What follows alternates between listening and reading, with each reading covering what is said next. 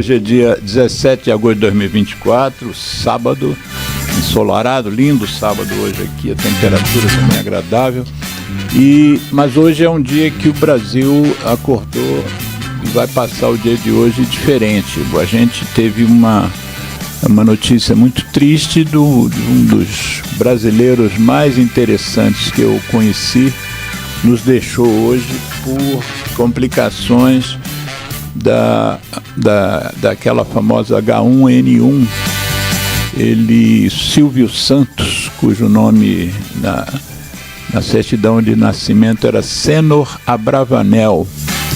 Então, aos 93 anos, o Silvio partiu e hoje ele é notícia de praticamente todos os noticiários. Eu em casa estava vendo a Globo News, no carro estava ouvindo a CBN e a Band News, e não se fala em outra coisa. Ele realmente foi uma pessoa muito importante para a comunicação brasileira, sobretudo as TVs, né? Ele acabou montando a sua TV, mas ficou anos na Globo no início, mas a carreira dele começou como locutor de rádio. A carreira dele na comunicação, porque na vida profissional ele começou como camelô. E as histórias sobre ele são um sujeito de 93 anos, né?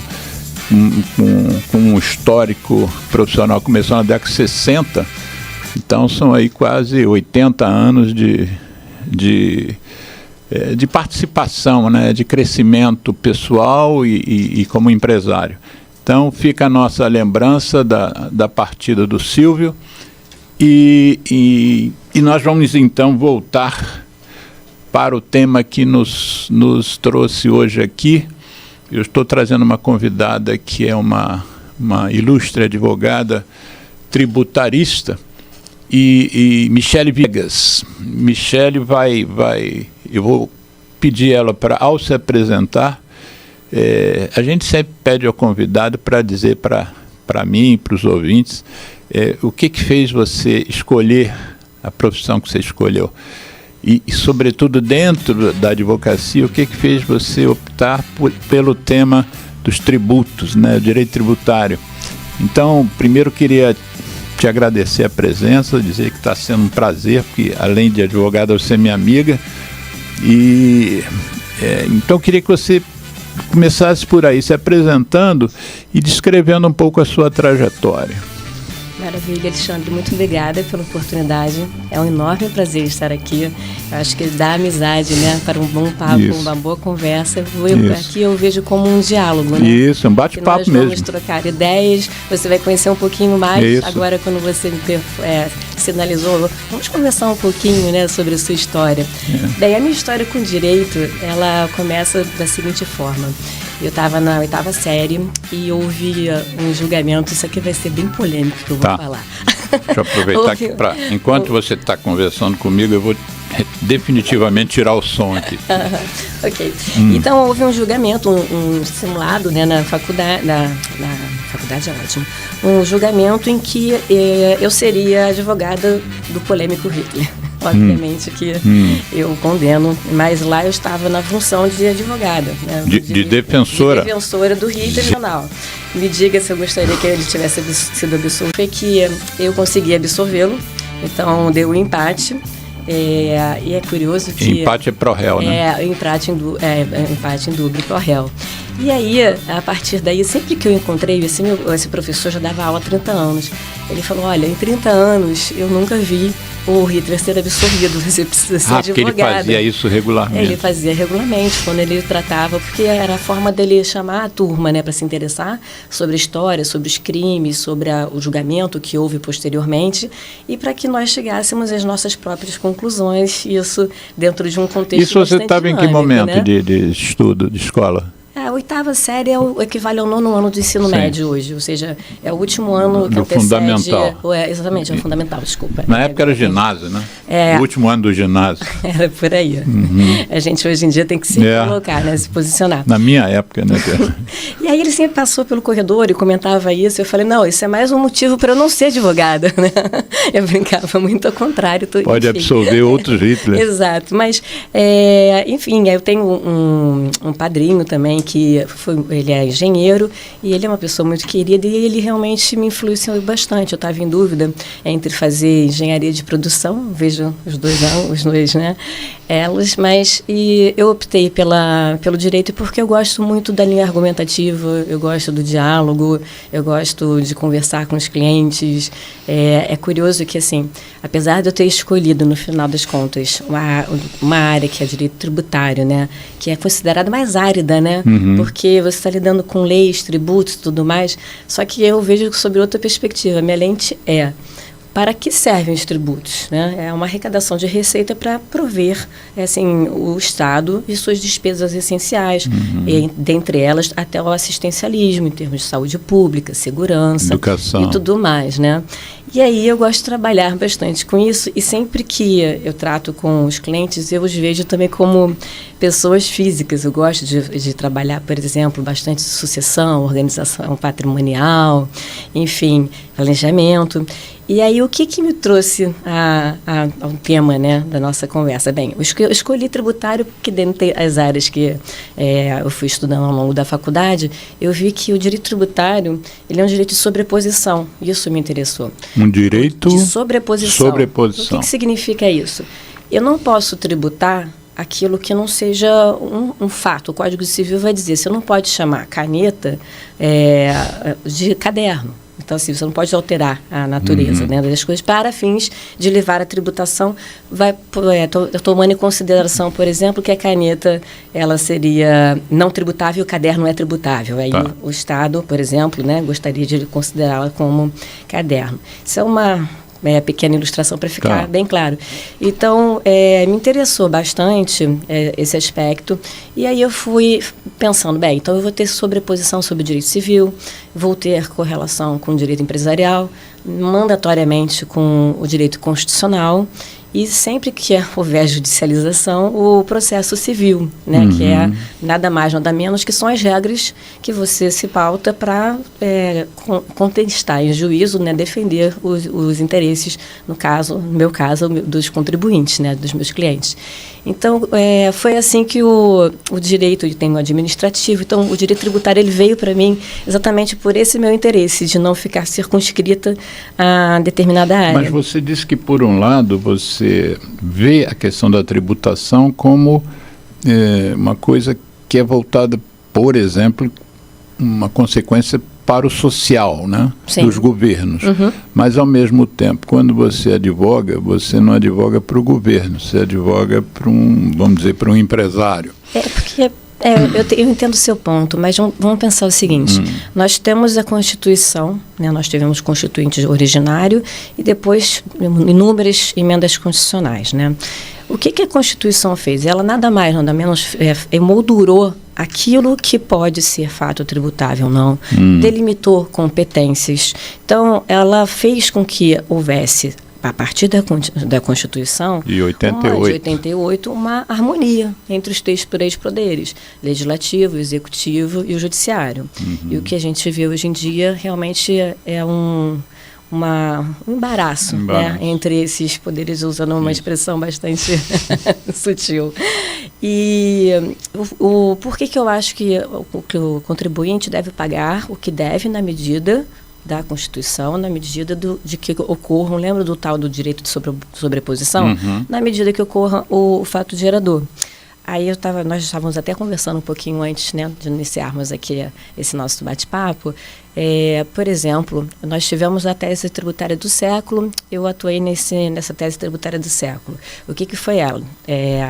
Ela nada mais, nada menos foi o seguinte, conceito constitucional de faturamento, está na Constituição, por isso que o Supremo julgou.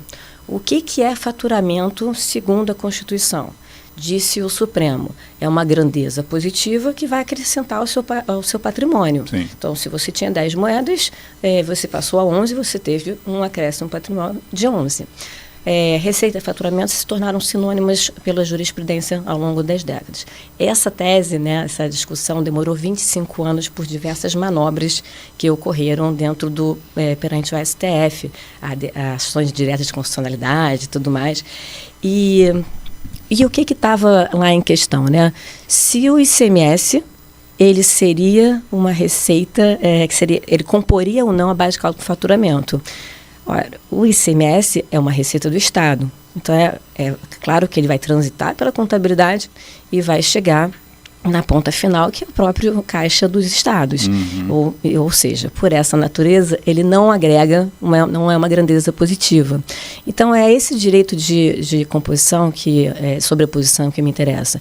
É o direito de dizer o seguinte: você tem uma economia livre, porque eu acredito muito na economia ativa. Então, assim, se você entrega a um empresário, ele vai empregar, ele vai conseguir, com o seu business plan, fazer com que a empresa cresça.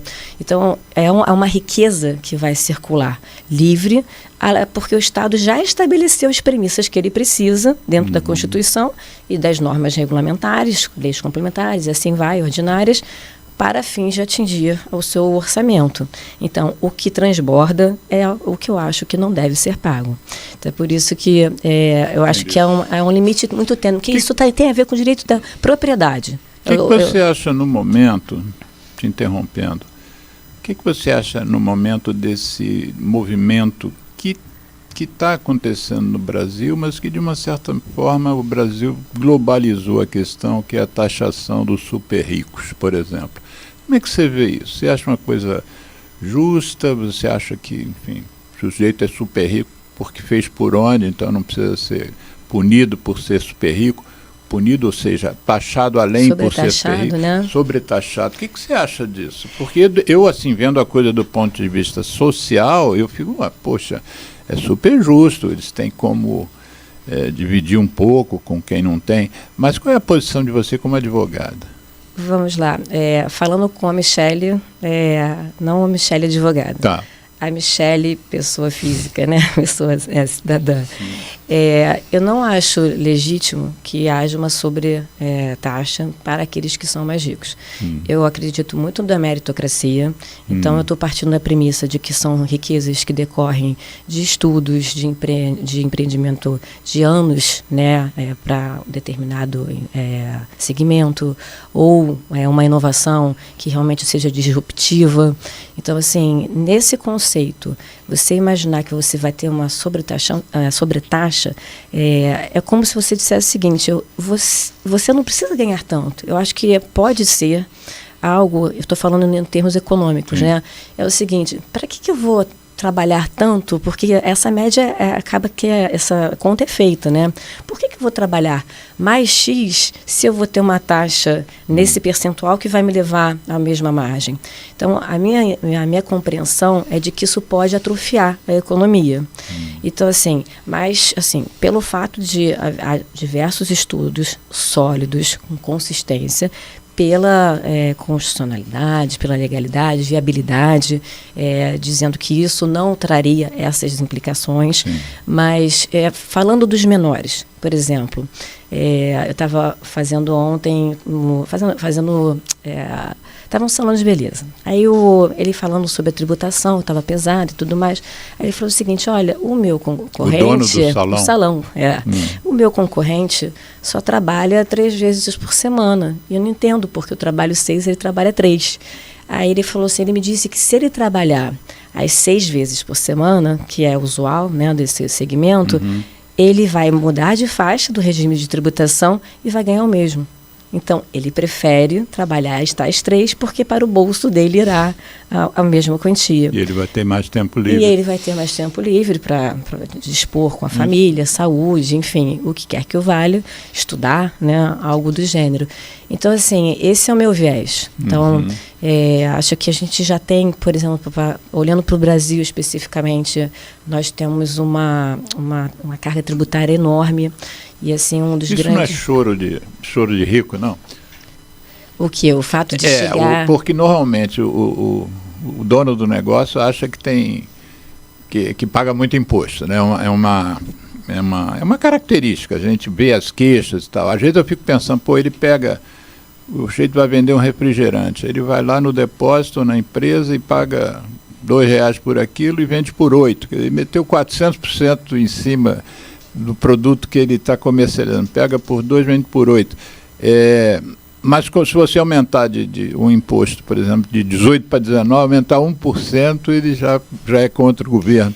Como é que você vê? Como é que você lida com isso? É sempre uma queda de braço, né? Mas assim, o que eu vejo como positivo é que a gente precisa olhar não só no viés da tributação da renda. Eu acho que é isso que contamina, né, esse diálogo, essa discussão. Porque se você falar a nível de tributação da renda, você fica com uma linha, um debate muito linear, sem ser profundo. O maior problema que nós temos aqui no Brasil, ele é a tributação indireta, ou seja, a tributação do consumo. A tributação que chega ao consumo ela é muito gravosa. Então, assim, dá um exemplo. Por exemplo, a tributação do consumo, já caminhando um pouco aqui para o nosso tema. Pensa no cigarro, né? 300% é a alíquota do ICMS. Então, assim, você tem e assim, esse seria um bom exemplo, porque é uma norma indutora, né, de comportamento para quê? Inibir aquela atividade, o consumo, aquela atividade econômica. Mas o que acontece é que, no final das contas, imagina só, a pessoa física ela já tem, vamos considerar que é 27,5% que ela seja descontada.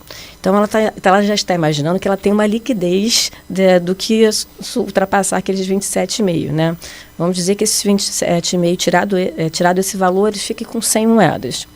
Tá? Mas ela vai continuar pagando imposto, porque todos os outros impostos, porque ele é o consumidor final, nós somos os consumidores finais. Você vai botar então, aí você vai colocar o PIS e COFINS, você vai colocar o IPI, você vai colocar o ICMS. Então, assim, tem uma série de outros, o ISS, quando você tomar um serviço, tem uma série de outros fatores que vão mitigando a sua capacidade de contributiva, sabe? Com a capacidade de compra.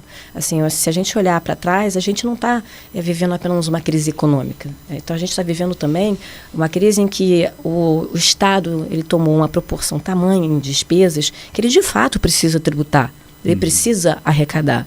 Isso é inequívoco. Mas, assim, eu entendo que ele deveria primeiro fazer o dever de casa, que é o orçamento que eu pratico lá em casa. Onde que está escoando aqui? Onde há supérfluo? Onde tem aqui desperdício? Vamos enxugar isso aqui? Vamos otimizar? Tudo bem. Ainda não deu. Então a gente tem que mudar. Eu tenho que trabalhar um pouco mais, tenho que ter mais receita, ou enfim, vou mudar o meu padrão de vida, vou criar, e dentro das políticas públicas, seria rever a política pública, rever uma série de fatores. Então, eu acho que, essencialmente, quando a gente está falando, né, você perguntou sobre se não é um choro, né, dos empresários.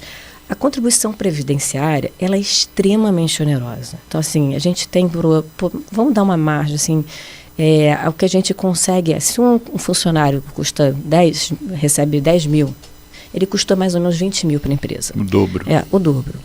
Isso é uma despesa muito alta. Você não simplesmente não está dentro dessa conta, né? Sim. Do que a gente estava falando. Quando a gente estava olhando, no seu exemplo, algo que era 2 saiu a 8, né? Foi 2 para 8, não foi isso? 2 para 8, ali tem tudo. Ali você tem o PIS, o COFINS, o ICMS, você tem também a contribuição previdenciária. Por que eu estou falando que tem tudo? É o fato do gerador dessa saída? Não. Mas é tudo que corresponde ao gravame tributário sobre a sua atividade empresarial.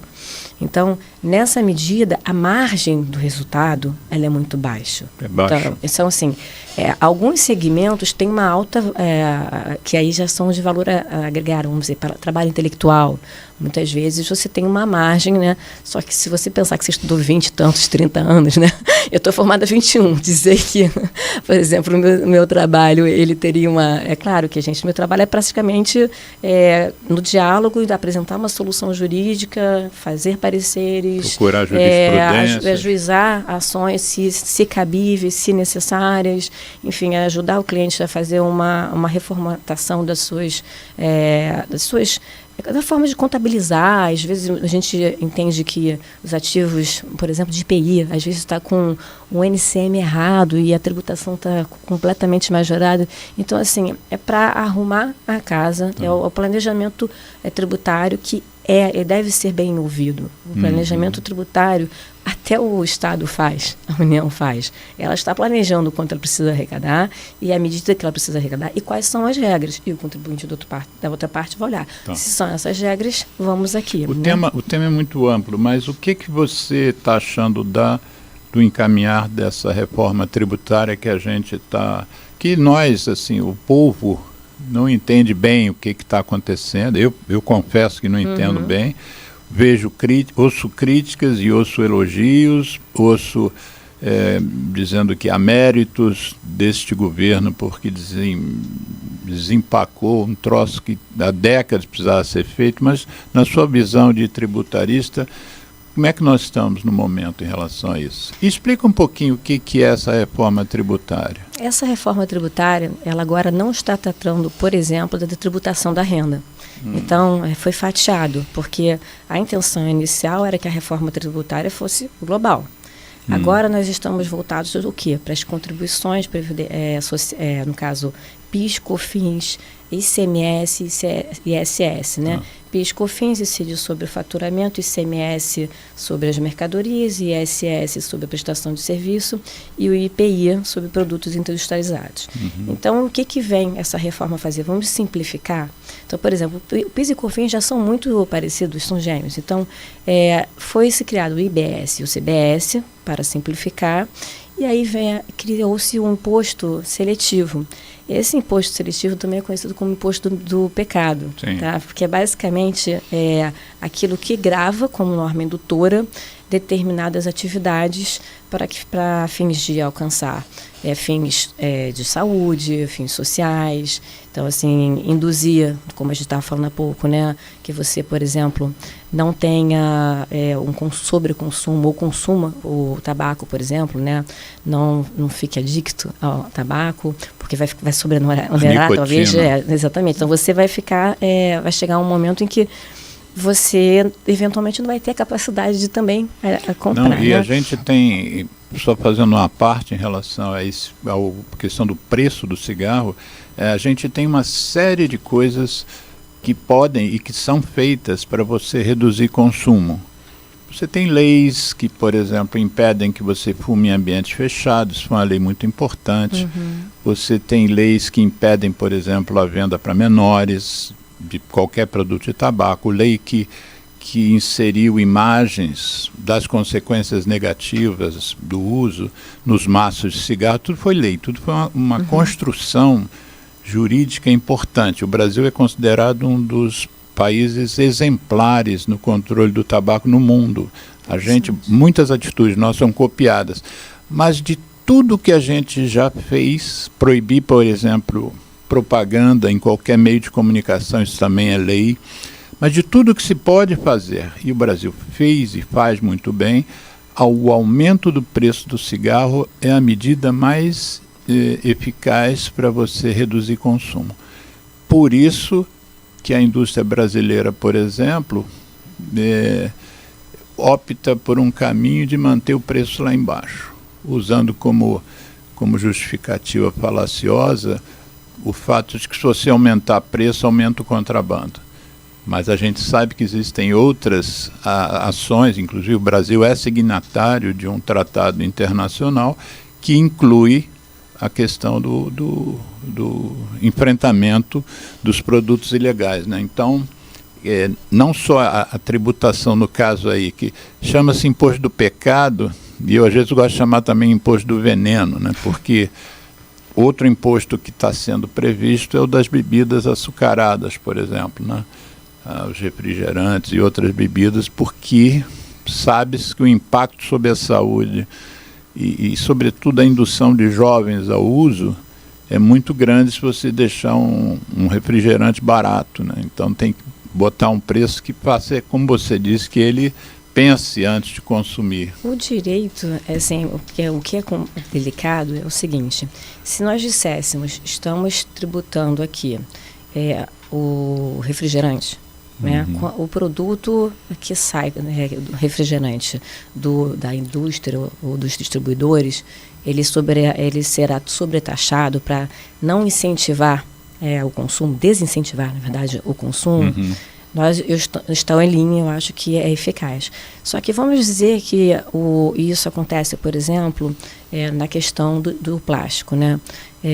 Se você chega e tributa o plástico irrestritamente, não pensa para que segmentos ele é destinado, há um problema aí. Eu vou já dizer. Ele é essencial para a saúde pública. Nós temos seringas, temos óculos de proteção, nós temos luvas, são mandatórios. Todos esses 3 itens que eu elenquei, assim, são os mais alimentares, eles são feitos de plástico. Então nós temos o quê? Aí nós estamos falando do direito fundamental à saúde, então a segurança, o sistema de saúde já está sobrecarregado, né? Então, pensando também com relação à cesta básica, grande parte dos produtos, ela vem empacotada ou se utiliza de embalagens plásticas.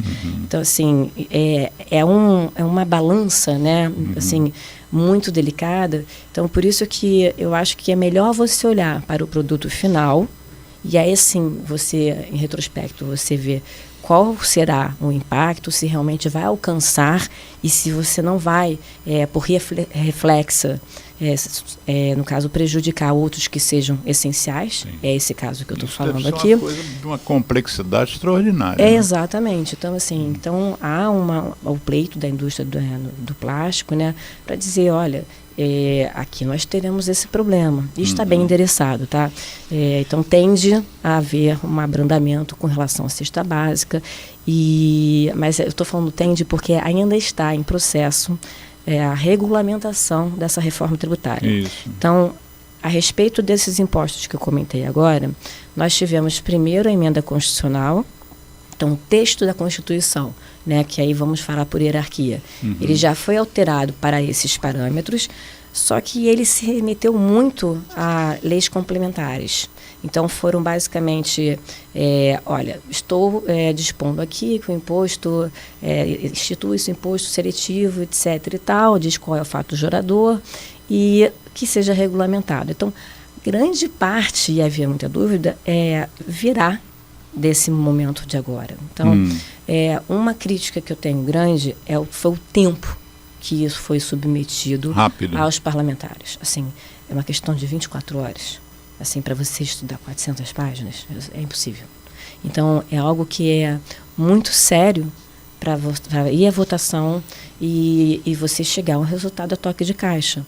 Então, eu entendo que, na forma como nós estamos hoje, haverá uma tendência muito grande à judicialização. Então, assim, e você vai sobrecarregar o judiciário mais uma vez. Então, assim, o que a gente busca não só... Porque, vamos pensar, o nosso custo não é só tributário.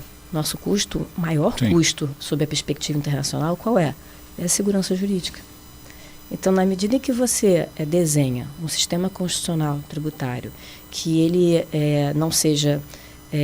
que ele seja falho, né? Nenhum será perfeito porque nós temos nossas tecnologias, inovações, inteligência artificial a cada segundo desafiando, né, as leis para dizer... Lembra que eu falei que o direito tributário é de sobreposição? Mas eu vou sobrepor, nem sabia que isso existia. Então, é difícil. Mas quando você tem o judiciário por si só estabelecendo a segurança jurídica, o índice, né, o rating, né, para os investimentos é Quando você tem a falta de segurança jurídica e já dentro no nascedouro, né? Ou seja, na Constituição, na sua concepção, já pautas de dúvida, de questionamento, né? Não tem precisões, e a regulamentação está vindo... Tem grupos de trabalho extremamente qualificados. Os profissionais que eu conheço que estão envolvidos são extremamente qualificados e estão comprometidos eticamente a entregar o melhor resultado da norma. Mas qual é o vilão da história? O vilão é o tempo. Então, isso é um grande desafio mesmo, por mais que você crie diversos grupos de trabalho, fatie o que for, também temos que saber que as normas vão se correlacionar. Então, e mesmo assim, para entrar em uso, não sei. Em vigor de 2025, mas 2025. Então, assim, só que ela é faseada, depois 2026, aí você vai ter primeiro até 2030 regime, alguma 2030, coisa. Exato, no 2030, 2032. Então, assim, você vem uma linha que você vai fatiando, você vai ter um momento em que você vai ter as incidências atuais, com as novas incidências, né, quer dizer, as mesmas incidências, só que com um percentual bem baixo, mas já adotando a nova sistemática de tributação. O custo ainda tem uma questão que os empresários estão colocando, é o seguinte, olha, tá tudo ok aqui, né, vamos dizer que está tudo ok. Como é que eu vou operacionalizar o compliance, que a gente sabe que é muito caro? Então, assim, as horas que são incorridas pelos empresários para conseguirem se conformar a obrigações acessórias, para conseguir depois pagar os impostos, é enorme. Então, eles vão ter que parametrizar os seus sistemas. Então, isso é um custo que será incorrido. Sim. E a inteligência a ser desenvolvida para chegar àqueles parâmetros também precisa ser posta em prática. Então, é preciso olhar para o tempo com muito cuidado, com muita reserva e com muita prudência. É isso que eu acho que pode ser um grande divisor de águas na hora de você caminhar, como estamos caminhando mesmo para essa reforma tributária. Tem muitas críticas, elogios, como tudo, né? Mas vejo também com bons olhos o fato de não ter sido posto também o imposto de renda, CSLL, no mesmo momento que se discute já tantos impostos, né? Uma questão que foi interessante, assim, que para mim era um receio, foi a seguinte: todo o crédito que hoje o contribuinte tem, ele vai carregar depois da reforma tributária, porque senão seria muito fácil, né? É só você implementar uma reforma tributária e o Estado deixa de dever, né? Eu, quando falo Estado, eu estou falando Estado, União, município, Distrito Federal, tá? Então vamos falar sobre a fazenda, né? Sobre o fisco, propriamente dito. Então, eu acho que nesse cenário todo a gente... Vamos esperar as próximas páginas. Assim, estamos acompanhando, tinha perspectivas de algumas pautas para essa semana sobre definição, por exemplo. A gente estava falando sobre imposto sobre grandes fortunas, né? A gente tem uma alteração significativa do imposto de transmissão de direitos, significativa. Então, transmissão de direitos, por exemplo, direito à herança. Direito à herança ou doação. Então, uma coisa ou outra. Um aspecto também que é altamente polêmico, e isso vai judicializar se for adiante. Acho até que caiu essa semana, mas estava. Vamos ver se não volta, mas assim, não temos o martelo. Foi o de que, por exemplo, você tem uma empresa, é lícito que você tenha no seu contrato, né, social, contrato da empresa entre os sócios, que diz quais são as regras, quais são as cotas que se tem. O seguinte, olha, apesar de eu ter 80% das cotas e que você detenha 20%, nós poderíamos distribuir de forma desproporcional a nossa proporção no capital social.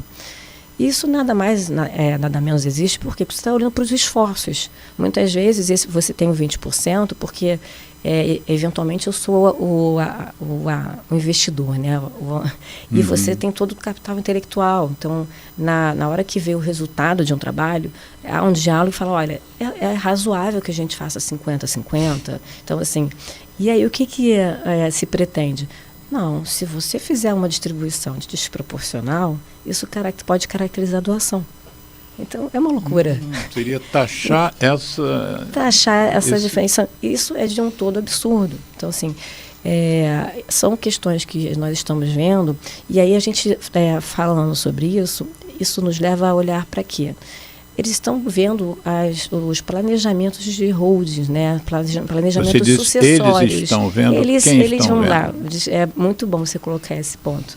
Na verdade, os que estão pró-arrecadação. né? Ou seja, todos aqueles que estão representando os agentes da administração tributária, da administração legislativa, que olha pelo viés, executiva. Então, o que se vê nesse caso específico do imposto de transmissão de direitos, a gente está falando de um imposto sobre que tem a competência do Estado. Então, vai para o caixa do Estado, esse valor. Então, é do interesse dos 27 Estados federados e o Distrito Federal, que isso vá adiante, porque para ele seria uma nova forma de arrecadar. Então, há essa pressão, né? Sempre houve. Fisco versus contribuinte para ver o quanto vai ter de arrecadação maior ou menor, né? E contribuição no viés contrário. Só que você não concorda comigo que se mais uma vez você está olhando para o mesmo patrimônio? Então, porque eu estou pensando aqui nas, por exemplo, sociedades que estão visando uma sucessão patrimonial. Então, assim, eu, enquanto matriarca, eu tenho patrimônio, eu não quero que os meus filhos tenham, vamos dizer, entre si desavenças. Então, eu vou organizar, vou preparar a minha sucessão em vida, vou colocar todos os parâmetros, vou colocar dentro de uma empresa, pessoa jurídica, vou dizer qual direito cada um tem. Por seu turno, eu também vou colocar dentro desse meu contrato. Estou falando o que é mais comum, tá? Mas eu entendo como outras estruturas também sendo até, às vezes, com mais substância. Mas pensando o seguinte, vou dizer que se o meu filho estiver namorando, que não comunique os bens, porque você vai ter cláusulas de incomunicabilidade, inalienabilidade, então você está colocando o quê? Você está protegendo o patrimônio, né? Então, eles estão olhando para isso. Então, é como se fosse antecipar também. E a gente não tem o imposto de renda quando você tem a sucessão. Você só vai ter, no caso, só o ITD, que vai chegar a 8%. Hoje nós temos os 4%. Né? Vai dobrar, então. Exatamente. Então, o que eu vejo se você colocar tudo isso dentro de um pacote, né, quanto está impactando sobre patrimônio, então, assim, da pessoa jurídica, pessoa física, sobre a riqueza econômica, não é legítimo você dizer que vamos olhar a receita e quanto tem que ser tributado. Mas o quanto já foi, né, subtraído dessa receita. Sim. Então, entendo que é necessária a arrecadação, mais uma vez, porque, do contrário, eu vou ter receio de sair à rua, como já temos em grande medida, que vai piorar a situação da segurança pública. Saúde, nós sabemos que nós temos o SUS e tudo mais, educação, com toda a precariedade que a gente sabe que existe, mas é algo a se prover. Né? O ministro da Fazenda, Fernando Haddad, está sofrendo uma campanha em que vários memes, né, sobre o fato dele ser um ministro taxador. Sim. E você que lida com imposto, com tributos, qual é a sua impressão do que ele tem feito e o que ele tem proposto? Vamos lá. Entendo que todas as tentativas nesse ano, né, de tributar, vamos pensar em uma que impactaria sobre empregados. Nós tínhamos e temos uma lei chamada uma lei do bem, que visa o quê? Desonerar a folha de pagamento. Então, pensa numa empresa que ela tenha uma mão de obra extensa, a folha de salário dela é extensa, então a margem líquida dela é muito baixa. Então, assim, você vai ter uma folha de trabalho, vamos lá, de 1.000 moedas, e em contrapartida a margem muito pequena. Então, é possível, a margem do resultado, é possível que opte pela tributação dessas contribuições previdenciárias, se você estiver dentro daqueles segmentos que estão na lei, por uma tributação sobre o faturamento, você eleger outro critério material. Então, assim, se você se conformar e se puder. Então, o que aconteceu? Da noite para o dia, se quis subtrair esse direito que... eu estou chamando de direito porque, na medida que você confere um benefício fiscal, a gente tem a Constituição trazendo alguns limites. Os limites são o princípio da não surpresa, segurança jurídica. Então, você não pode conceder um benefício... Princípio da não surpresa? O princípio da não surpresa, isso. Porque assim, você pauta o seu business plan, seu orçamento. Você precifica, constitui um inventário, ou seja, você vai ter um estoque de X. Então, tudo aquilo você já fez aquele planejamento com uma perspectiva de que você seria tributado a uma alíquota X, ou você teria o impacto X. Então, você não pode ser surpreendido, né, com a desoneração, com a reoneração. Então, o que aconteceu foi que veio uma medida provisória e depois foi judicializado. Então, houve uma ação declaratória de constitucionalidade no STF e, no final das contas, o que houve foi que no último segundo do último tempo, assim, se manteve a oneração, a desoneração, desculpa. Então, assim, o que se queria era, da noite para o dia, acabar com esse benefício, não respeitando os 90 dias, não respeitando a anualidade que eu entendo aplicável também a esse caso, né, que são as anterioridades que protegem o contribuinte para ele ter tempo para se planejar. E nesse caso, no caso, o contribuinte teve o seu direito assegurado. Então, exemplos como esse foram feitos em diversas ordens. E era por medida provisória que, de repente, entrava, a gente chama de cláusula jabuti, né? Aqui é jabuticaba, ou jabuticaba. Você chega e inclui dentro de um processo legislativo jabuti. É que a gente chama depois de falar a brasileira. É o que só nós fazemos. A cláusula é jabuti. Mas a gente briga que é um método. Então, são, e às vezes, de repente, que não tem contexto nada. Estou tratando de saúde e coloco aqui algo, sei lá, correlato, vamos dizer, algo que seja completamente distante, indústria automobilística, então, algo nesse gênero. Então, para mim, a pretensão de arrecadar, essa sanha arrecadatória, e com essa subtração, né, ou seja, sufrágio aos direitos dos contribuintes, que faz com que haja essas críticas legítimas. Então, ele deveria, ao meu ver, voltar seus esforços para aquele dever de casa que a gente falou. Sim. Deixa o Estado menos pesado, né? O Estado tem que ser mais leve. Então, eu gosto da economia circulando na riqueza. Então, vamos fazer o seguinte, Geraldo, vamos fazer um intervalinho, uma música que tem a ver com o propósito da nossa ONG. A gente tem algumas músicas que falam mal ou falam com humor sobre o tabaco. Eu não sei qual que o Geraldo vai escolher e depois, daqui a pouco, a gente volta. ZY1 201, Associação Comunitária Nossa Senhora de Copacabana, 98,7 FM, a onda que chega ao seu coração. Rua Hilário de Gouveia, número 36, 9º andar, Copacabana, Rio de Janeiro.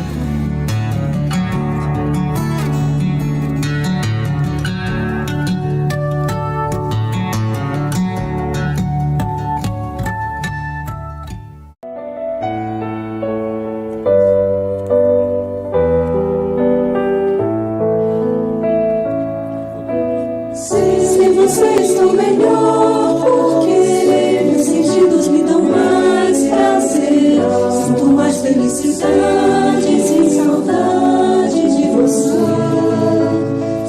Sinto mais cheiro da flor e amor, já nem lembro tanto de você. Conheci a liberdade de verdade, vamos lá pra quê? Pode estar de namoro, não tentar de me aprender, e pode a sensação de esquecer, que eu tenho questão de reconhecer. Aonde a gente tem que ter vontade, a gente tem que ter verdade, a gente tem que ter coragem de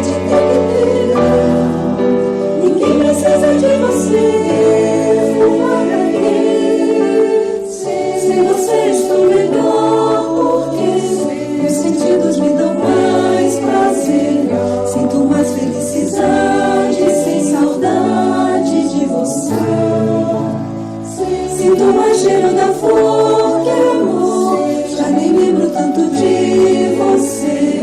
Conheci a liberdade de verdade. Fumar pra quê? Antes tarde do que nunca, nunca é tarde pra aprender. E foi difícil assim de esquecer. Toda questão de querer vencer.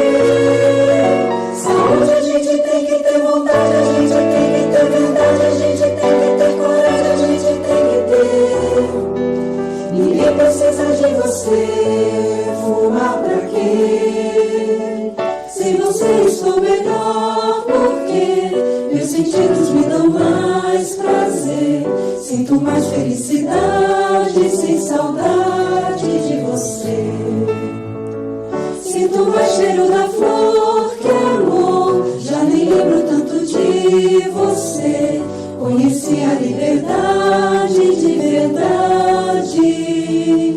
Fumar pra quê?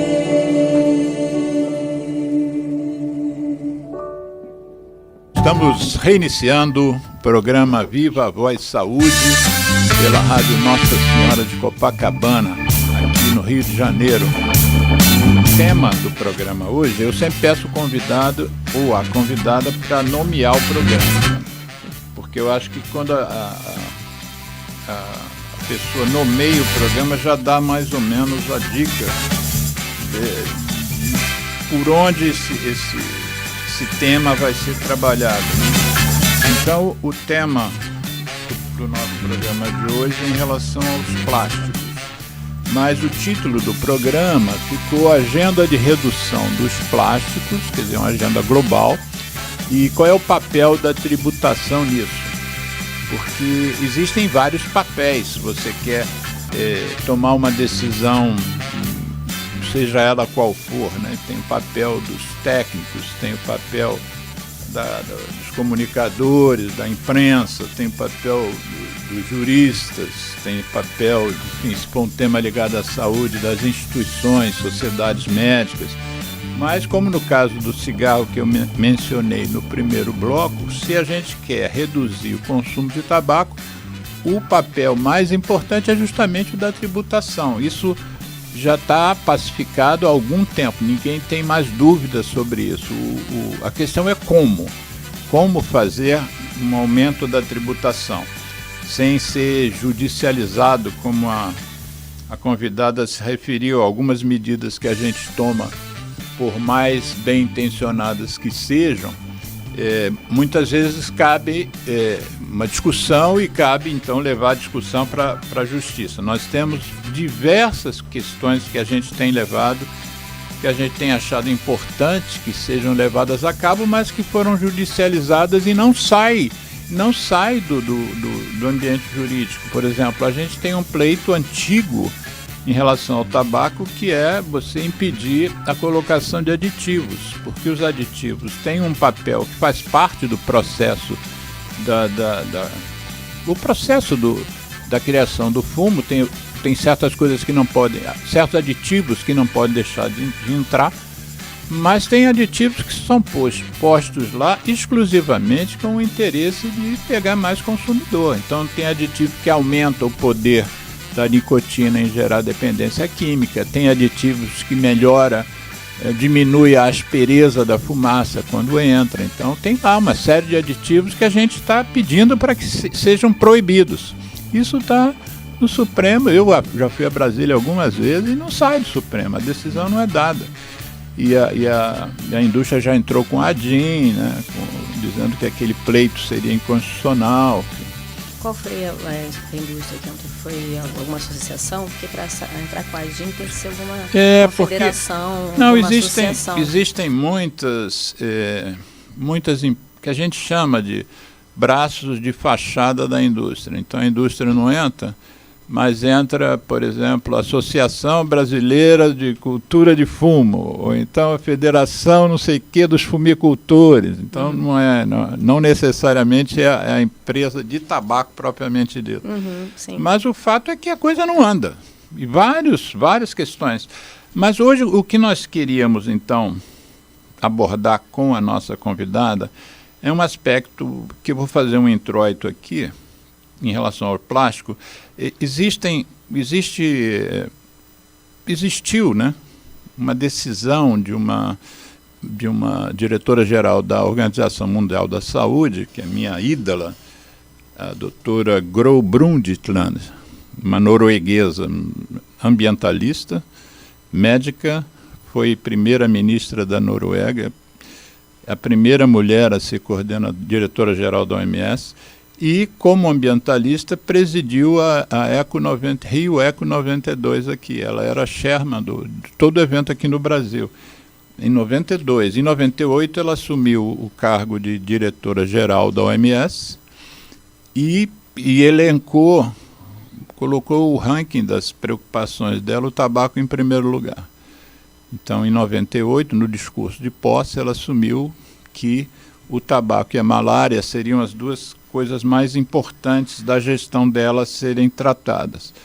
E no decorrer do processo, foi a Assembleia Mundial da Saúde, da ONU, determinou lá atrás que houvesse um dia mundial contra o fumo, que é hoje o 31 de maio, e depois houve uma construção de um tratado global, o maior tratado da história, que era para reduzir o consumo do tabaco, né? Em português, o nome desse tratado é um nome que não é, em termos de marketing não é bom, é Convenção Quadro para o Controle do Tabaco.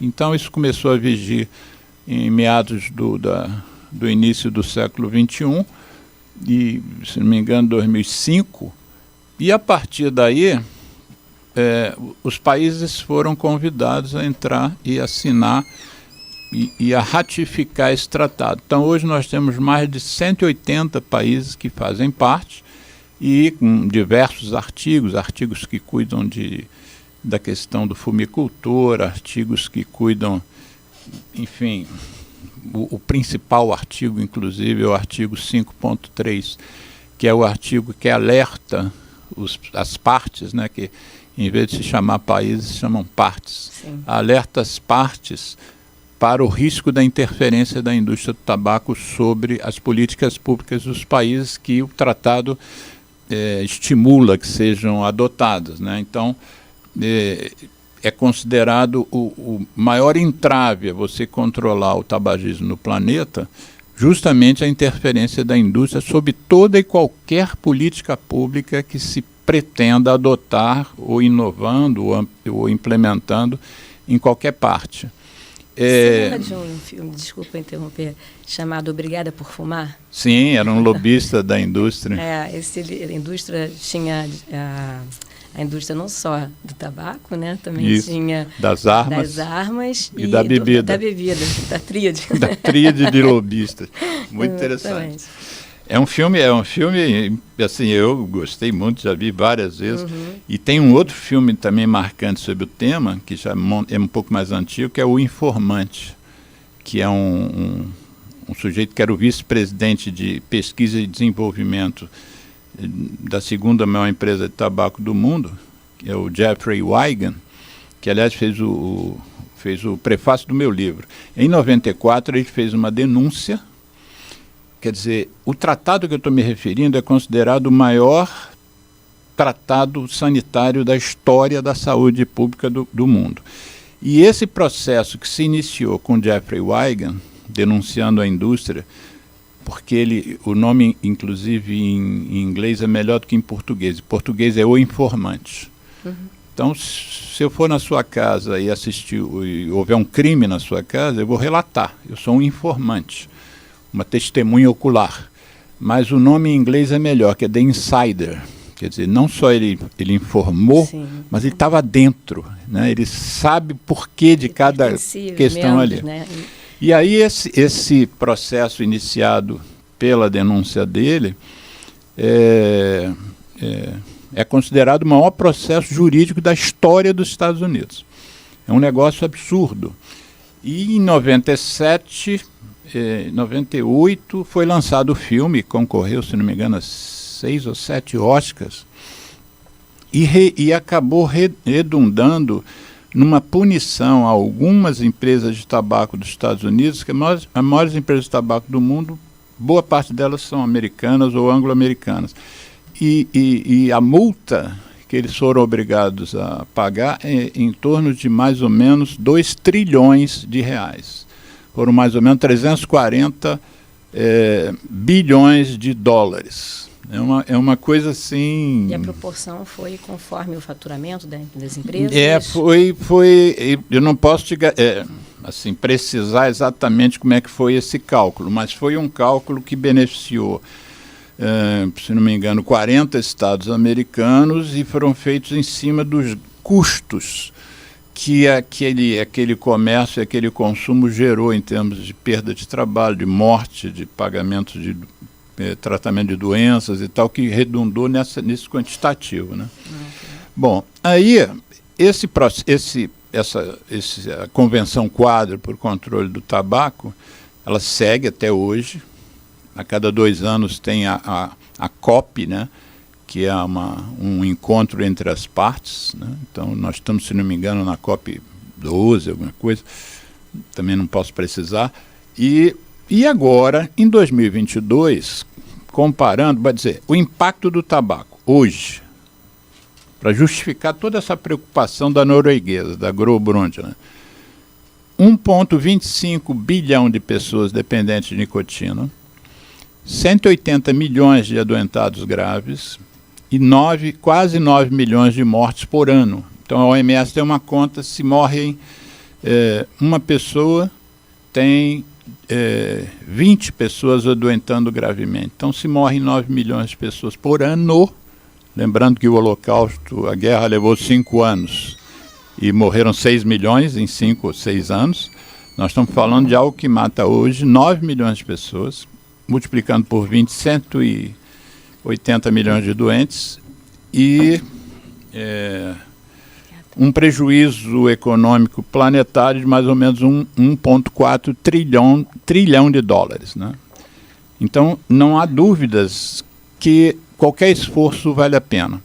Aí, de repente, baseado nesse modelo do Tratado da Saúde em relação ao tabaco, a ciência começou a perceber que os plásticos estavam também gerando um impacto sanitário, social, ambiental, econômico muito importante, e chegou-se à conclusão de que mereceria também um tratado que cuidasse disso globalmente, dos mesmos moldes do Tratado para o Controle do Tabaco. E esse tratado contra a poluição plástica foi oficialmente lançado pela Nações Unidas, a parte que cuida do meio ambiente das Nações Unidas, sim, que é o Tratado dos Plásticos, né? Uhum. Então há um esforço. Tem uma frase que tem sido muito usada, que é: se nós não fizermos nada, em 2050 nós vamos ter mais plástico nos oceanos do que peixes. E já tem gente dizendo que esse 2050 está muito postergado, que isso deve começar a acontecer antes de 2050. E aí é uma preocupação muito grande na redução da produção de plástico, no consumo mais consciente, evitar o plástico chamado de uso único, né? Single use, como, por exemplo, eu me lembro que nós dois moramos perto da Praia do Leblon. E eu nasci no Leblon e eu acompanho venda de milho verde há séculos na Praia do Leblon. E em plena crise do plástico, de repente descobriu-se que aquelas barraquinhas que vendem milho cozido começaram a servir o milho cozido num prato de isopor. Uma coisa que a gente comia naquela folha do milho, né? Aquela folha verde. Eu não me conformo com isso. Aí eu fiquei olhando aqui. Comer direto da espiga, exatamente, né? Eu me lembro da infância que a gente chegava a fazer a sucção até o fim, né? Para pegar o salzinho, a manteiga. Exatamente. Então começou-se a usar vender milho em isopor, em plena, quer dizer, é uma falta. O planeta está caminhando para um lado ruim, e a gente, ao invés de se preocupar com isso, eu me lembro de um restaurante, de um supermercado na Holanda, em que a venda, por exemplo, de um produto era feita numa embalagem de papel. você comprava lá não sei quantas fatias de queijo, e aqui começou a vender em isopor também, né? Que aqui, esse é o tal plástico de uso único, né? Porque você tira o presunto daqui, joga o isopor fora imediatamente, você não espera. Outra coisa interessante que a gente vê é que as pessoas estão sem consciência. Você liga para uma lanchonete, uma loja de sucos, e pede um açaí. Aí ele chega na sua casa com a colher. Ou seja, na sua casa não tem colher? Como é que você vive sem colher? Não, o açaí vai com colher. Tem dois efeitos aí, né? É contrário ao próprio resultado do empreendedor, né? Isso. Exato. E também tem um custo social, ambiental, né? Ambiental. Que é o uso único, você usa aquela colher e joga fora. Mas aí, nós estávamos conversando um dia, daí surgiu a ideia de eu te convidei para vir aqui, em que você, a exemplo do que eu mencionei sobre o imposto sobre o tabaco, o imposto sobre o pecado, você diz que há um processo de pensar em relação à tributação e qual é o papel da tributação nesse problema, vamos dizer assim. E você mencionou que estava fazendo parte de uma coletânea. Tem até aqui o nome que nós estávamos lendo. De um livro. Isso. Qual é o nome do livro? Vamos lá. O Instituto Acadêmico de Direito Tributário e Chega mais perto do microfone, que isso tem que sair bem audível. Vamos lá. Foi a convite do Instituto Acadêmico de Direito Tributário e Empresarial. Onde é esse instituto? Esse instituto é em Buenos Aires. Sim. Então, o convite veio para minha amiga, para Fernanda Parisi, e nós trabalhamos em coautoria para fazer a entrega desse trabalho. Quer dizer, o livro tem vários capítulos e vocês estão responsáveis por um. Exato. E aí o trabalho, que é coletivo, acadêmico, qual é o escopo dele? Reflexões para tributar de forma eficiente o imposto sobre os plásticos, medidas para combater a poluição plástica e incentivar práticas mais sustentáveis. Então, o nosso artigo ele teve a intenção de fazer o quê? Primeiro, contextualizar, né? A gente tem que entender como surgiu o plástico na nossa economia, né? E quando ele adquiriu essa grandeza, essa utilidade, a gente pode dizer até que essencialidade, né? Para o nosso dia a dia, como a gente estava mencionando há pouco, sobre seringas e luvas e etc. Até o meados do século XX, ele não era largamente utilizado. Foi a partir de... vamos lá, só para não me falhar aqui a memória. Aqui é cola livre. Quando se inventou o vinil e o PVC, e eles são subprodutos resíduos, né, petroquímicos, no caso a nafta, que se viu o seguinte: a indústria petroquímica falou, bem, isso aqui para mim era um resíduo. Então eu agora vejo uma forma de lucro. E para a indústria plástica, agora eu tenho um produto que ele é menos custoso e que ele pode ser resistente, ele é facilmente moldado, então, e vai atender às diversas necessidades no mercado de forma menos custosa.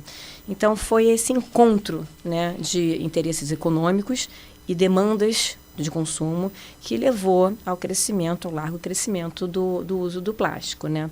Então, assim, o que nós tivemos a partir daí? Uma preocupação muito grande. Ok, há uma essencialidade? Sem dúvida que há uma essencialidade. O que você chama de essencialidade? Vamos lá. Eu não consigo imaginar hoje a nossa economia conseguindo dispensar o uso do plástico. Nós já temos estudos e já temos produtos que são plásticos oriundos, por exemplo, de milhos, tá? Eu acho que é o milhos, exatamente e também cascas de crustáceos. Eu coloquei essas notas aqui porque isso foge um pouco do dia a dia, né? Amido de milho. Então, vamos lá. Nós temos uma espécie de plástico ecológico, amido de milho e de crustáceos. Só que eles não são capazes de atender à alta demanda. Então, o problema é esse. Então, que produto vai substituir o plástico? Que seja agradável ao sistema, né? Ao nosso ecossistema, né? Que seja bem absorvido. Ainda é o plástico, em termos de custo, e todas essas particularidades dele, mas caminhando para esse plástico verde, vamos chamar assim, a gente tem o problema dos insumos. Então, esse é o primeiro gargalo que a gente vê em termos práticos. Então, assim, estamos falando aqui meramente de contextos, porque olhar apenas para a tributação, a gente vai faltar o lastro para dizer, mas que alternativa haveria ao plástico?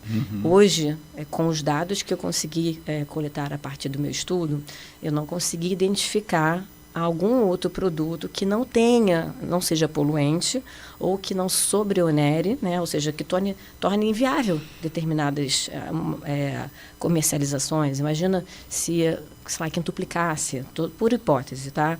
O custo de uma seringa. Então, assim, quintuplicasse o custo da luva e coisas desse gênero, ela tem um impacto social muito grande. Eu estou realmente focando na saúde, porque eu poderia falar também da cesta básica e tudo mais, mas é porque a gente tende a olhar o plástico como a colher que chega na nossa casa de forma desnecessária. Isso é uma campanha de conscientização. Então, assim, da mesma forma que a gente pensa no plástico, né, que há uma campanha muito forte, que há normas, né, no sentido de inibir que haja o marketing seja veiculado em determinadas mídias e assim vai. Ou seja, você vê normas basicamente regulando comportamentos, né? Ou seja, limitando a forma de você levar o conhecimento do seu produto. Nesse caso aqui, eu acho que ainda não há, assim, de acordo com as minhas pesquisas, um substituto. Como não há um substituto, a gente tem que pensar como fazer o uso desse plástico, que é altamente poluente, de forma sustentável. Então, é o que a gente chama da economia verde. Então, foi muito interessante, porque assim, a OCDE, ela foi... Você estava falando, né, sobre a questão do Você ainda não deu o título do livro. Ah, sim, vamos lá. O título do livro...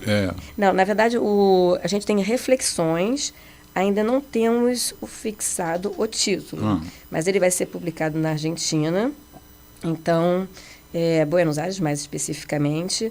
E, na verdade, até agora, ele tem mais ou menos as diretrizes, ou seja, qual é o intuito, que é simplesmente reflexão sobre a forma eficiente de se tributar o plástico. Talvez seja algo do contexto, a tributação, o papel da tributação na agenda do plástico como medida indutora, né, para fins de incentivar ou desincentivar. E é interessante porque é o seguinte, a gente pensa muito das normas indutoras. O que são normas indutoras? Eu vou sobretaxar, como nós estávamos falando. Vou tornar bem onerosa o uso, e aí, com isso, você vai buscar outros mecanismos. Então, por exemplo, no Reino Unido, eu vou fazer uma comparação. No Reino Unido, o que a gente tem? Eles têm uma norma em que estimula que as empresas adquiram o produto já reciclado. Então, esse produto, ele é adquirido de forma já reciclada, ele tem o pré-recolhimento do tributo, ele forma uma economia que eles chamam de economia circular, verde. Então, é algo que eles viram como sendo interessante, porque desde a sua origem você tem um produto já reciclado, você tem um processo produtivo, e aí depois há uma preocupação em que esse produto volte ao sistema, ou seja, você vai fazer a reciclagem, também vai ter o interesse em fazer a coleta desse produto. Porque, do contrário, para onde eles iriam? Os aterros ou, então, incinerações. Os dois cenários são cenários que vão de encontro ao nosso ambiente. Deixa eu te elencar aqui.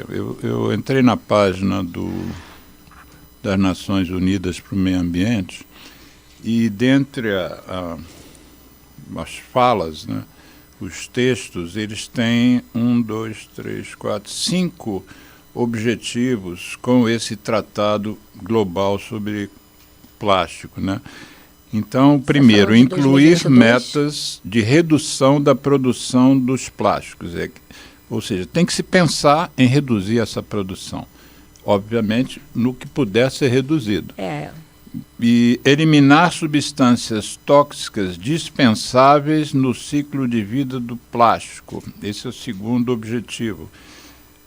Terceiro, excluir falsas soluções como a incineração e reciclagem química. porque isso você está gerando poluição e tal, exatamente como você acabou de mencionar. Quarta, ampliar as soluções resíduo zero, como você também acabou de mencionar, ampliar as soluções resíduo zero como a redução e a reutilização, né? É o reuso. Como você acabou de mencionar. E, por último, uma preocupação humanitária, garantir uma transição justa para os catadores de materiais recicláveis, né? Que se você diminuir muito, eles vão ter uma perda, né? Porque eu tenho uma admiração extraordinária por esses catadores. Eu vejo lá naquele estabelecimento chamado Bar Colinda, que nós frequentamos, eu vejo lá aqueles meninos no fim da noite, alguns descalços, né, com aqueles sacos pretos, carregando lata, né? Enfim, vendendo o quilo de lata por R$5 o quilo. Aí eu perguntei, rapaz, quantas latas dá um quilo? Ele falou mais ou menos umas 80 latas, né? Alguns eu dei de presente, mandei eles voltarem na semana seguinte. O garçom era o João, nosso conhecido. Ele ficou, eu entreguei um amassador de lata para o João e o catador passou lá uma semana depois, que eu encomendei, né, no Mercado Livre, e ele foi lá e pegou, porque eu via eles amassando as latas para diminuir o volume, às vezes com o pé descalço, né? Eu achava até que tinha que ter um projeto assim, que os restaurantes deixassem os recicláveis num saco branco e não no preto, porque eles abrem o saco preto imenso, às vezes, só para pegar uma lata, e o resto eles deixam no chão, o que gera uma falta de compaixão por eles, né? As pessoas acabam achando que eles são estorno, né? Mas então, quer dizer, o mundo está pensando no que fazer para a gente conseguir reduzir o quantitativo de plástico que é descartado inadequadamente. A minha entrada, Michele, nesse tema, veio a partir, via tabaco, veio a partir das guimbas, né? O mundo, como eu mencionei, tem 1,25 bilhão de fumantes e cada fumante produz um quantitativo anual de 6 trilhões de guimbas. E 4,5 trilhões de guimbas são descartados no meio ambiente. Uma coisa que eu observei também nesses bares e restaurantes, os que estão ao ar livre, Pode fumar porque estão ao ar livre, não tem toldo em cima e nem parede. Eles não têm mais cinzeiro nas mesas. As pessoas todas fumam e jogam guimba no chão e batem a cinza no chão. Quer dizer, aquilo ali vai acabar numa rede de fluvial, né? E vai acabar na praia. Né? Então, 6 trilhões de guimbas são produzidas e as guimbas são acetato de celulose, que é plástico. Então, todas as pesquisas de limpezas de praia mostram que o índice mais encontrado nas limpezas de praia são guimbas. Do ponto de vista, assim, que você diz de taxação, por exemplo, eu estaria correto em pensar que se aquele pratinho de isopor que o sujeito usa para botar o milho cozido, ao invés de 10 centavos custasse R$2, talvez ele não usasse porque ia diminuir o lucro do milho, né? Como é que você pensa na tributação como fator de redução de controle do plástico, que é o tema do nosso programa? Maravilha. Bem, é difícil com tanto conhecimento, né? Não, eu estou falando de um aspecto. Assim, e o que eu vou complementar? Mas vamos para os aspectos aqui tributários. Isso. Só para trazer até um elemento que não chega a ser exclusivamente de guimbas, a OCDE ela fez uma pesquisa e que de 2000 a 2019 praticamente dobrou o consumo de plásticos. Então, assim, nós... De 2000 a 2019. Em 20 anos, mais ou menos. Então, foi para 460 mil toneladas de plásticos, superando o crescimento econômico em 40%. Então, assim... E aí, um dado relevante que surgiu nesse cenário econômico... Deixa eu te cortar rapidinho.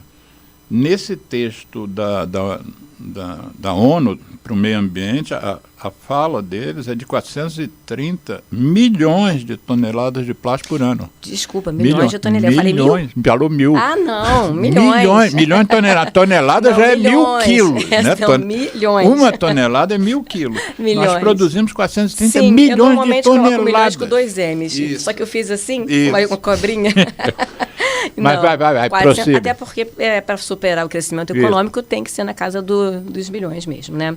Então, assim, o que aconteceu, né? Lembra que a gente estava falando, né? Nós temos o amido do milho como uma possibilidade, crustáceos, e agora o que fez com que as empresas começassem a olhar para a economia verde? O fato de que a nafta aumentou o seu valor. Então, assim, o subproduto... Não era mais um resíduo que jogava fora. Agora ela está dentro da cartela, né, de produtos. Das empresas. Antes era resíduo porque era descartado. Agora não, ela se torna um produto. Agora não, há muito tempo, né, se tornou um produto. Você diz, por exemplo, o PVC. O PVC em sua excelência. O PVC e o vinil, né, sinônimos, em sua excelência é o plástico largamente utilizado. Então, vamos lá. O que aconteceu em 2017? O Brasil ele pediu a acessão à OCDE. O que significa a acessão? Acessão. Acessão. É uma expressão, né, curiosa. Está pendente de apreciação, tá, pelo Conselho, que significa dizer o seguinte, olha, eu quero fazer parte desta organização aqui, porque é uma organização que ela vai lidar com diversos aspectos econômicos globais, que é a Organização de Desenvolvimento Econômico e Social. Então, o Brasil quer ter voz, né? E aí, a contraparte significa o seguinte, olha, a condição é a de que você se conforme, ou seja, você atenda, né, adapte suas práticas internas com relação à tributação. E aí você me perguntou como a gente pode, através da tributação, resolver a questão do consumo, né? Eu vejo por dois minorar, viéses, pelo né? menos. Minorar. Nós já sabemos, o primeiro é que você taxar gravosamente. Aqui no Brasil, com a reforma tributária, como eu mencionei há pouco, nós temos o imposto seletivo, o imposto do pecado, que ele vai gravar justamente aquilo que é considerado contra o meio ambiente, contra a saúde e entre outras particularidades, ou seja, aquilo que se busca desincentivar, né? E o que a gente tem também? Mas o plástico já está nessa? Já existe o imposto já existe, do pecado para o plástico? Não, hoje a gente tem tributação do plástico, mas é dentro do contexto da política nacional de tratamento, né, de resíduos, etc. Então, assim, você tem incentivos mas fiscais é uma política também. Pública, já existe no Brasil? Já. 10 que veio a Política Nacional do Meio Ambiente. Vamos lá. Na Constituição Federal, nós já temos o quê? O direito fundamental ao meio ambiente sustentável. Sim. Então, começamos na por lá. Constituição. Mas estamos falando de um princípio, né? Aí, esse princípio de ordem econômica, ele se reforça com a materialização do quê? Do impacto econômico. Né? Porque, assim, não adianta você ter um princípio se não for com esse viés. E isso se deu através de um acréscimo à Constituição Federal, que foi em 2003, através de uma emenda. PEC. Né? Exato. Veio para o PEC, é projeto de emenda à Constituição. A emenda constitucional é quando ela já realmente ela integrou o nosso texto constitucional. Então, é porque realmente, quando a gente vê a notícia, a gente vê circulando muito nesse contexto. Então, o que se permitiu aqui dentro da Constituição? Você pode instituir um tratamento diferenciado para as atividades que tenham algum impacto ambiental. O impacto positivo ou o negativo. Impacto positivo, um exemplo, reflorestamento. O impacto negativo, aqui, as empresas são poluentes. Então, para um e para o outro, você poderá trazer benefícios fiscais ou você poderá agravar. Então, eu vejo também nos benefícios fiscais, quando você concede um benefício fiscal, uma forma de você estimular. Um comportamento, né? Claro. Então, assim, porque vamos pensar em algo que não seja a indústria do cigarro. Vamos pensar em, sei lá, indústria químicas, de indústria farmacêuticas. Ou seja, estou falando de questões que estão lidando com a essencialidade mesmo, para a gente ter uma proporção que a gente não está falando só a respeito do que é supérfluo, do brinquedo, né, do nosso filho, que tem 500 marcas de brinquedos, todas assim, que são basicamente aqueles de um uso, né? E, no caso, a gente doa depois, mas assim, a gente tem que olhar para algo que é muito supérfluo, dispensável. Não, mas a gente tem um outro segmento da economia, inclusive carros, né, meios de locomoção, avião.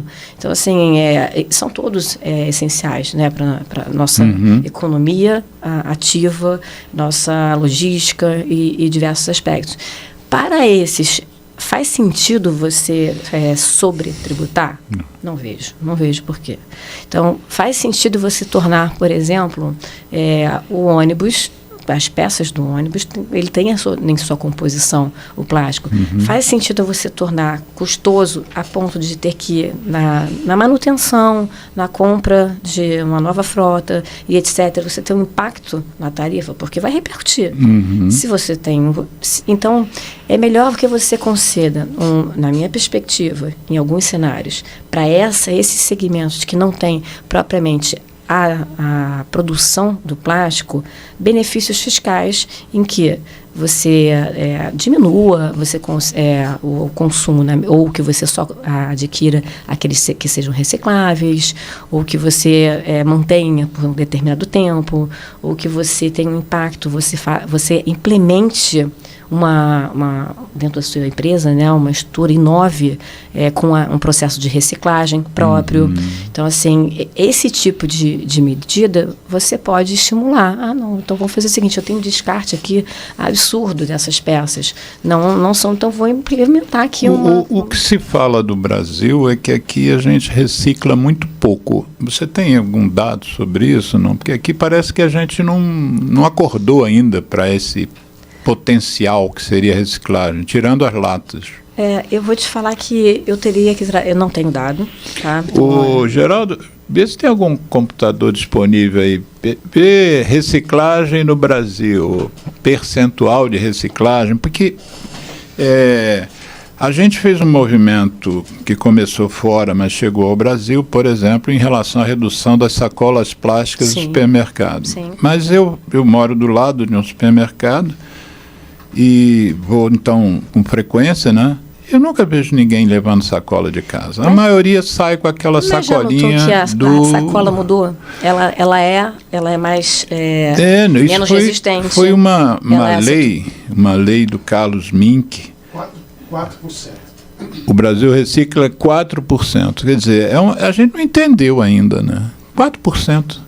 Imagina o potencial que a gente está perdendo aí e perdendo em termos de recursos financeiros, se as empresas recebessem material em maior quantidade para reciclar, e também a poluição ambiental, né? 4%. Eu tinha uma ideia de que eu achava que era 3%, inclusive. 4% talvez já estejam melhorando. Depois do nosso programa, vamos passar para 4,5%. É um compromisso nosso, né? Então, compromisso nosso. Que foi em 2022, bem recentemente, teve a assinatura da ONU, né? Em que foram 175 países aderentes. Isso. E que por essa resolução falou assim, olha, vamos induzir a redução das embalagens não reutilizáveis. Isso. Esse foi o primeiro vilão. Porque, de fato, é aquilo que você acaba usando no dia a dia em consumo para o que for. Você compra desde, não sei, de sapato. Lojas trabalham, né, com papel, mas, enfim, vamos falar do supermercado, a lanchonete, a farmácia. Eu estou impressionado com as coisas que a gente manda vir pelo correio, ou enfim, compra pela internet. Por exemplo, tem uma caixa imensa, com 2 caixinhas de remédio e um monte de plástico em cima, dentro da caixa, ou seja, como se fosse para proteger o remédio e bater na caixa. É um absurdo. Quando eu abro essas coisas, vira aquele plástico bolha envolvendo nada, é um desnecessário, um desperdício extraordinário. Isso para Até em mim volume, é né? falta de consciência sobre essa questão dos plásticos, né? Eu acho que, pelo menos em relação ao tabaco, a gente conseguiu mostrar que o problema era sério mesmo, né? Era grave mesmo. Mas essa frase de que vai ter mais plásticos do que peixes em 2050 nos oceanos, parece que nós ainda não compramos essa ideia. Isso parece uma coisa muito distante de nós. E tem um cara interessante, um sujeito que faz escultura com guimba lá em São Paulo, que ele diz uma frase: no mundo não existe o fora, tudo é dentro. Então a gente acha que jogou um copo plástico fora, mas você não jogou fora, jogou dentro do nosso espaço de convivência, né? Uhum. Mas fala, eu te cortei de novo. Não, nós falávamos... Eu tenho que fazer um curso para não cortar quem eu convido. Não, imagina. Nós falávamos sobre as embalagens, né, Isso. plásticas. Então, por esse tratado, essa resolução, né, da ONU, com 175 países aderentes, o que se pensou? Bem, é inevitável ainda que se faça o uso da embalagem. Então, como tratá-la de forma que ela seja reutilizável? Isso. Nos supermercados que nós conhecemos, existe a venda de algumas mais resistentes, que aquele consumidor que é mais consciente pode comprar, adquirir e, ao voltar ao mercado, colocar seus produtos lá. Então, assim, existem alguns mecanismos que já estão sendo implementados. Por exemplo, até a cobrança de algumas sacolas, 0,1 centavo, sabe? Muito barato. Centavo. Não mas como. assim, mas isso até é decorrente do seguinte: olha que contrassenso. Houve um julgamento no Superior Tribunal de Justiça, STJ, que era para dizer se em supermercados as embalagens plásticas, que é um custo enorme, porque tudo se vende através de embalagens plásticas, elas poderiam ser consideradas como insumo. E qual era a relevância disso para o contribuinte? Na medida em que fossem consideradas insumo, você poderia usar aquela despesa para fins de creditamento do PIS e COFINS. Então, o que se disse, não é essencial. Você pode, por outros meios, promover a venda. Você não precisa dessa sacola. Então, se pensou, você poderia fazer por caixa, você poderia fazer por meio de outros acessos, como, por exemplo, o próprio consumidor levar, né, a sua sacola e tudo mais. Agora, por outro lado, não veio. Quando você mencionou, né, esse ponto de que nós não temos a consciência do uso desse plástico, eu faço até dois parênteses.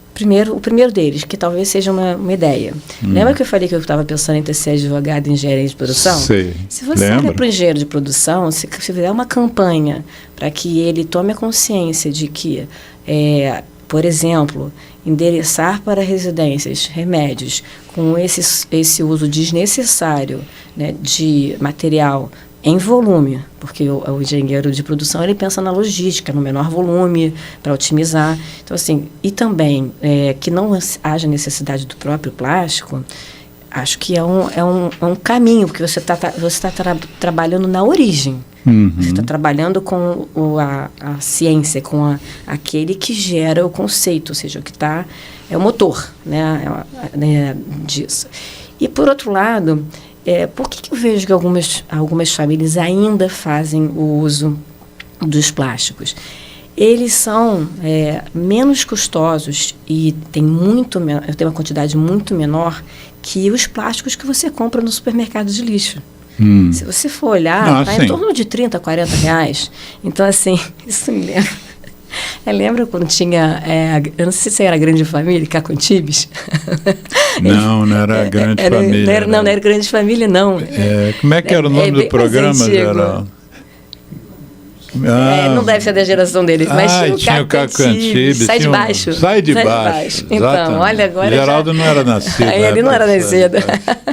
Então, assim, no site de baixo, eu lembro do Cato Antibes falando, coisa horrível esse negócio de colocar sacola de supermercado na lixeira. Não, assim, é uma prática recorrente e consciente. Sim. Então, assim, você vai ter consciência com o seu orçamento familiar, vai ter consciência com o impacto que isso vai ter sobre o meio ambiente.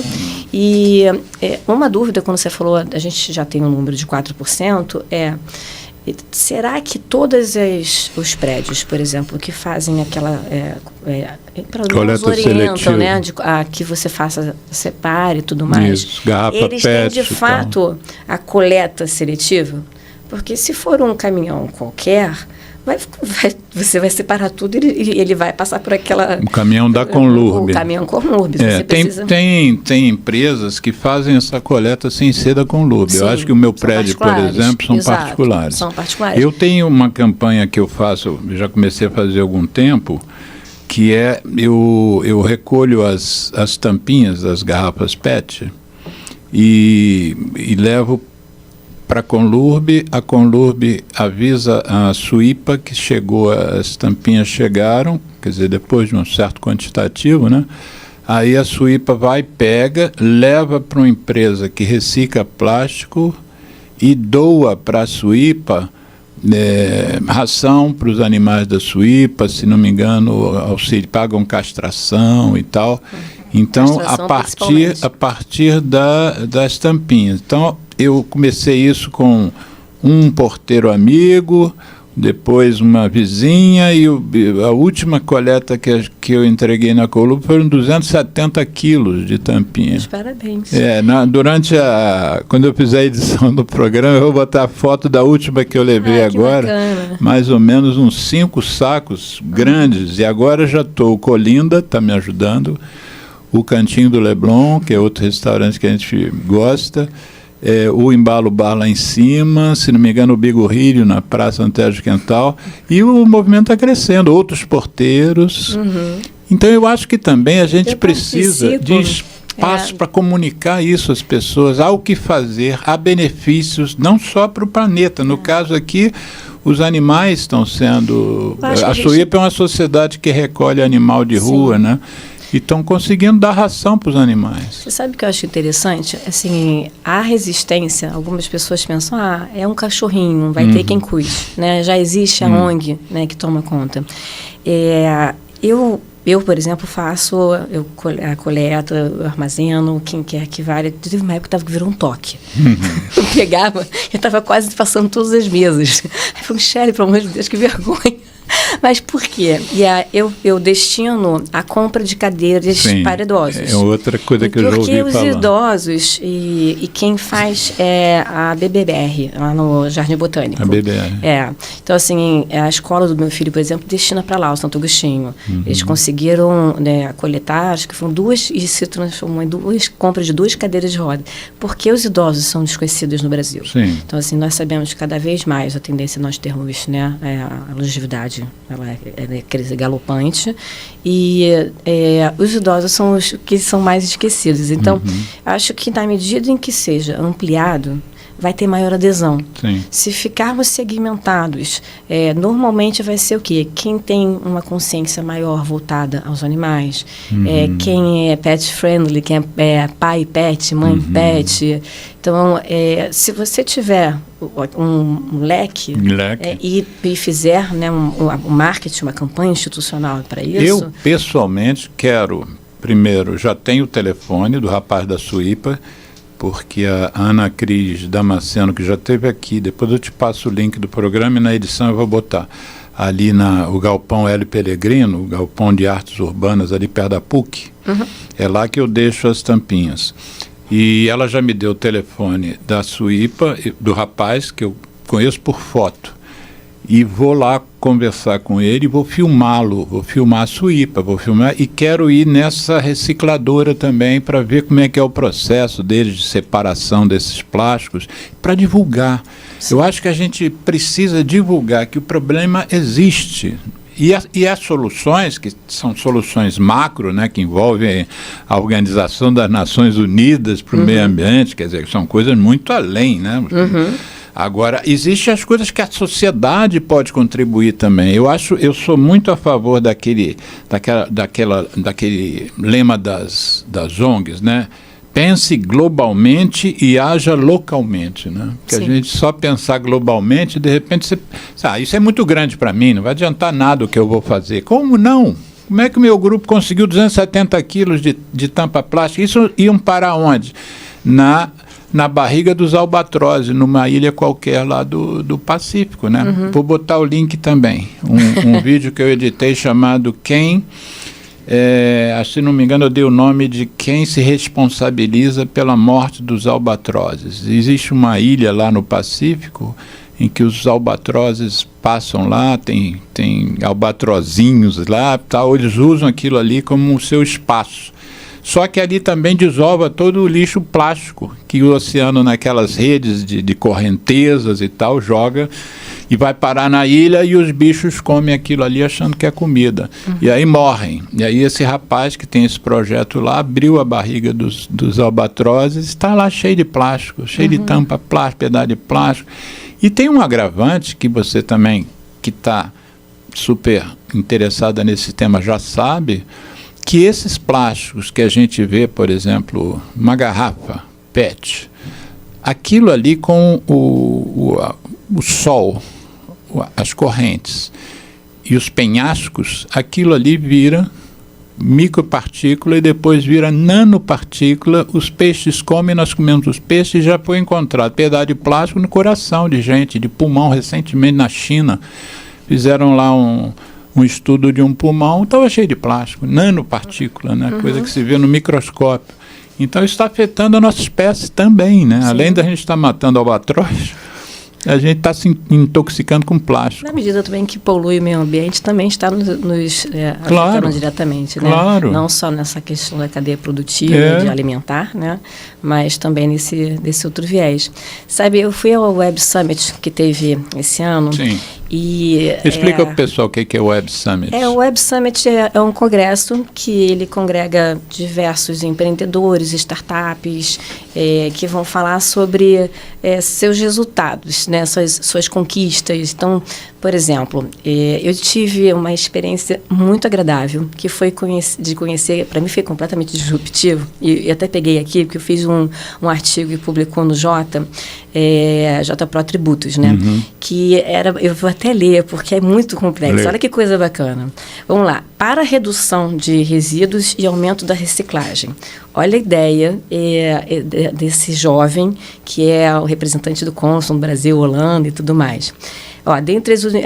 Vamos lá, criação de criptoativos associada à conferência de certificados mensais a empresas, por exemplo, indústrias dos mais diversos segmentos, sendo destacar as químicas, farmacêuticas e têxtil, como forma de estimular o desenvolvimento de atividades relacionadas à redução de reciclagem de resíduos. E isso é pioneiro, porque eu nunca ouvi falar criptoativo voltado, eu vou conferir criptoativos. E aí a conferência de criptoativos vai falar assim, mas Sherry, o que eu vou fazer isso aqui? Porque a gente tem agora essa grande pauta, que é a agenda, que é o ESG, o impacto ESG, né, que é o Environmental, Social and Governance. Então, assim, se você tiver uma certificação que você é uma empresa que está conforme, que você está se preocupando com o resíduo destino, né, com a reciclagem, então você não só está estimulando, como você está tendo um intangível, você tem um ganho com isso, né? E aí, vamos lá, já que a gente fala de tributos aqui, existe uma lei que também é chamada Lei do Bem. Coincidentemente, eu falei da Lei do Bem falando sobre a desoneração da folha de salarial, né? Agora eu vou falar da Lei do Bem, que ela foi voltada mesmo para incentivar a inovação. Então, o que é essa Lei do Bem? Ela é basicamente já um incentivo fiscal que está à disposição de todos os contribuintes, pessoas jurídicas que sejam tributadas pelo lucro real. Então, o que é tributado por lucro real? Normalmente são aquelas empresas de maior porte, de faturamento, e que elas realmente, se elas compararem, por exemplo, que o regime, né, imediatamente anterior, com faturamentos altos seria o lucro presumido, eu falo assim, mas essa presunção que eu teria esse lucro aqui não faz sentido para mim, então eu vou para o lucro real, porque é meu encontro de contas, aqui vai fazer receita menos despesas. Estou fazendo assim uma explicação bem rasa, mas acho que dá um overview. Para empresas que sejam tributadas sobre o lucro real e que tenham resultado positivo, o que elas podem fazer? Qualquer processo de inovação, aí vamos pensar, se ela implementar um processo de reciclagem, é uma inovação dentro da própria empresa. As despesas que forem incorridas, elas podem ser deduzidas do imposto a pagar. Uhum. Então, isso é um benefício fiscal e isso vai ser feito no calendário. À medida em que você tem as despesas, você já consegue abater do seu imposto a pagar. Então, é mais uma solução. Isso isso que eu falei, é um incentivo fiscal. Sim. Então, assim, por isso que eu falei, tem as normas indutoras de comportamento, que são aquelas gravosas, e são essas que desoneram também.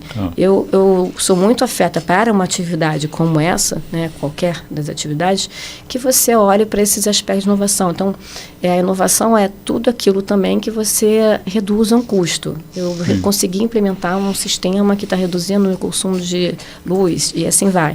Tudo então, é inovação. E aí, no caso, é a preocupação com a preservação do planeta. O Michele Viegas.